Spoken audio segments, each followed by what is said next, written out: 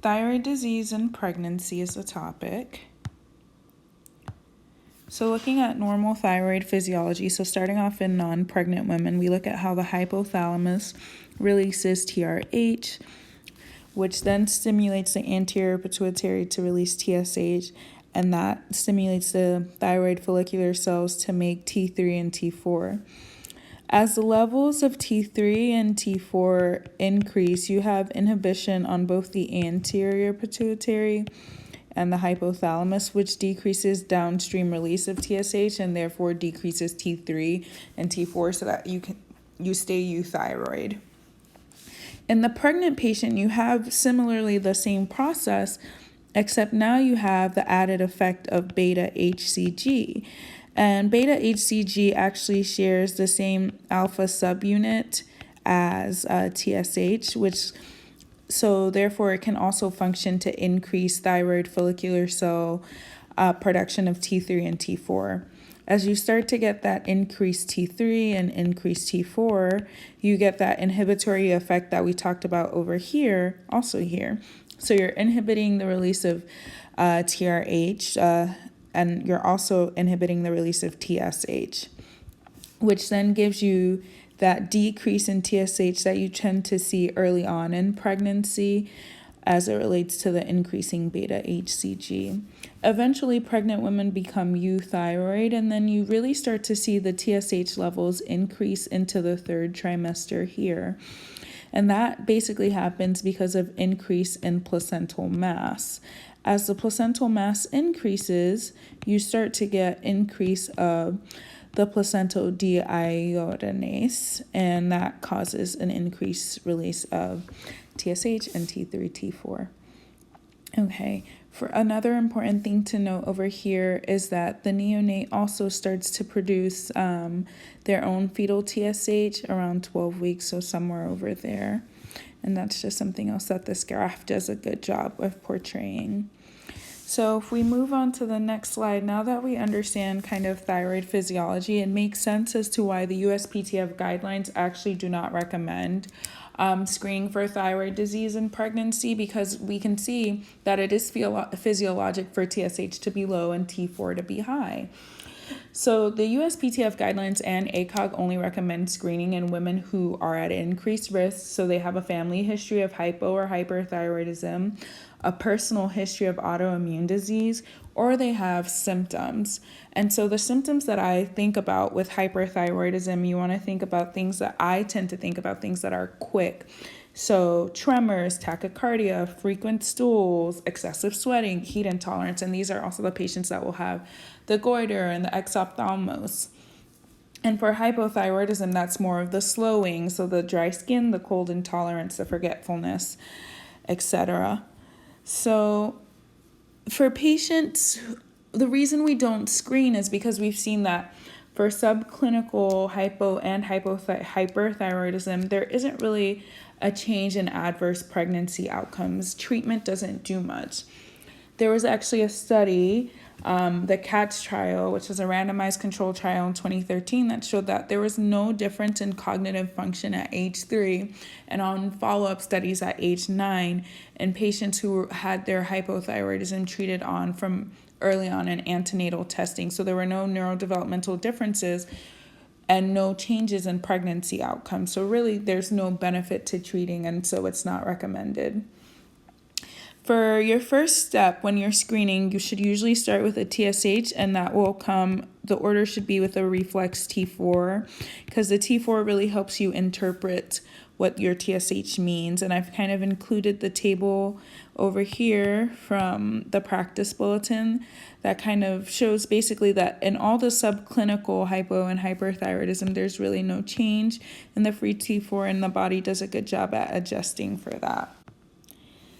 The other thing to think about as a symptom is the development of increased thyroid glands in pregnancy. It's actually pretty typical and can happen into up to 30% of women.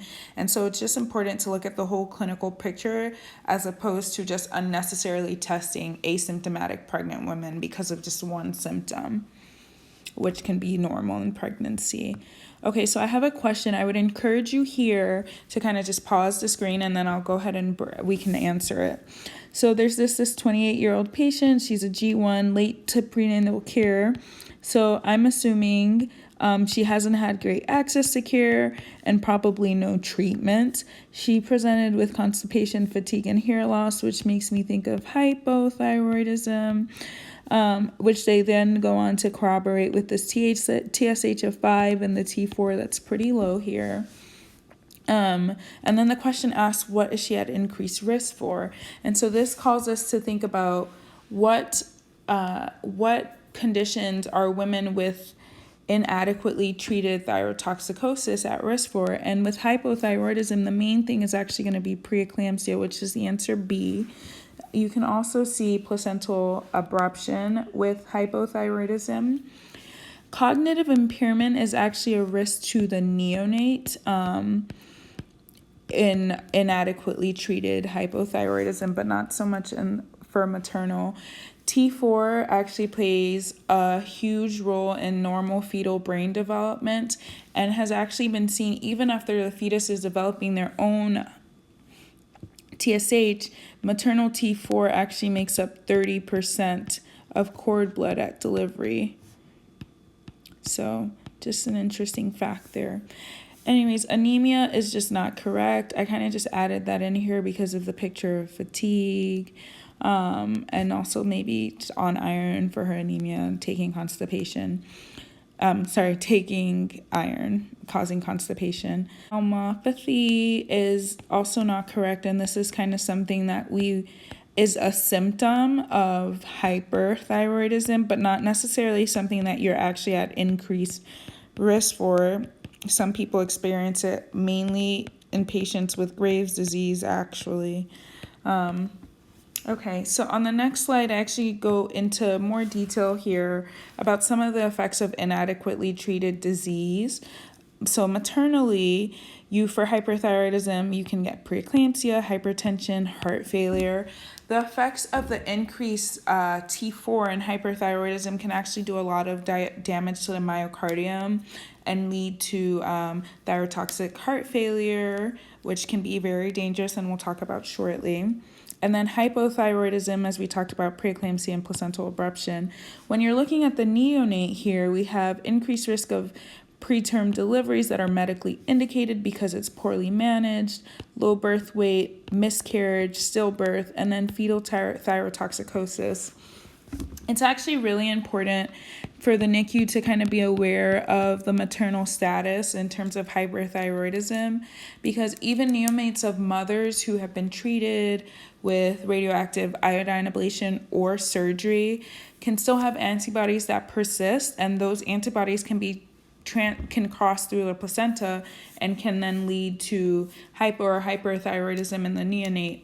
And this can later on manifest as fetal tachycardia or poor fetal growth. And also important to note is that the antibodies actually tend to last longer in fetal or neonatal circulation than do the thiamides from that mom is taking. And so patients can even present even later on. So just a good thing to let NICU know. And then for hypothyroidism, low birth weight, and an impaired neuropsychological development patients often tend to have. Okay, so thyroid storm versus thyroid toxic heart failure.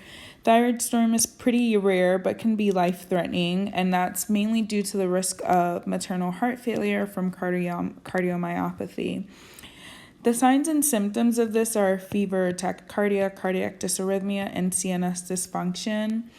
It is important that if you do suspect this, to just go ahead and start treating along with your clinical suspicion.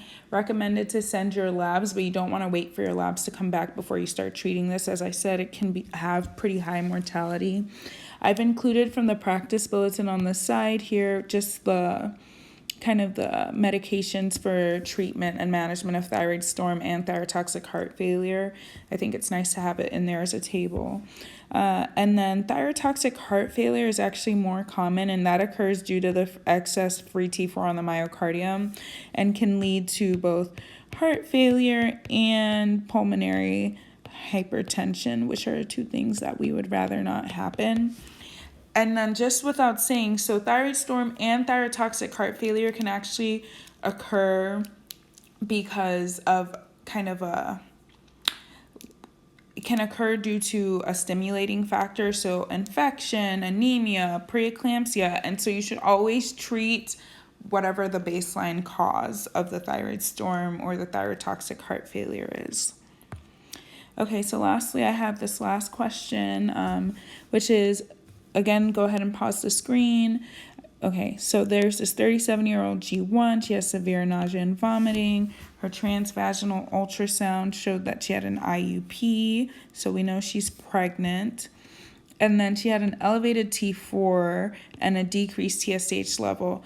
Off the bat, this makes me think that, one, we should have never ordered this for this patient because there hasn't really been any studies that show that treating subclinical hyperthyroidism in patients with hyperemesis gravidarum actually confers any benefits. It doesn't change adverse pregnancy outcomes, and a lot of these patients are often asymptomatic. And then the question goes on to ask, though, what is most associated with pathologic versus the transient thyrotoxicosis of pregnancy? And basically, the question is asking what overt symptoms would make you want to order this, and that would be goiter. That's the only thing in this list that is associated with pathologic hyperthyroidism. Hyperthyroidism is associated with an elevated T4, so this is incorrect. Molar pregnancy, much like hyperemesis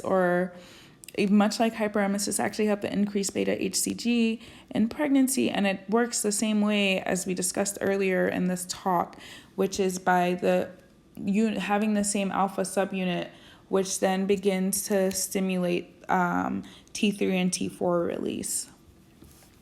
And after molar pregnancies are resolved, the hyperthyroidism tends to also resolve and doesn't lead to any permanent hyperthyroidism for patients.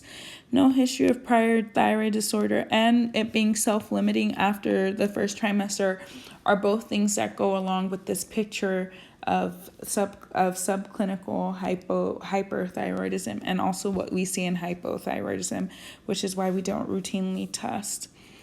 Thank you for listening. That's about all I have today, and